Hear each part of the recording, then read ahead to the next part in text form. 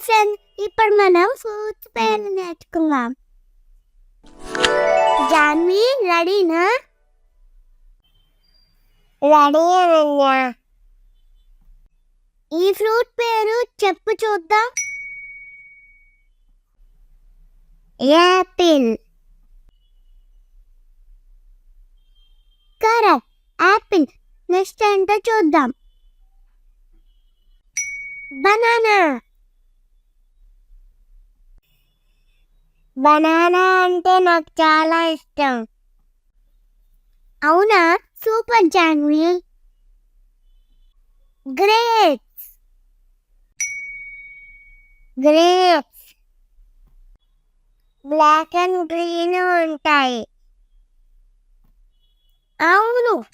Next mango. Mango సంబర్ హాలిడేస్లో వస్తాయి, నేను తిన్నా. ఆరెంజ్. ఆరెంజ్. హే జామకాయ, ఇది నాకు ఇష్టం. ఇది పప్పాయ.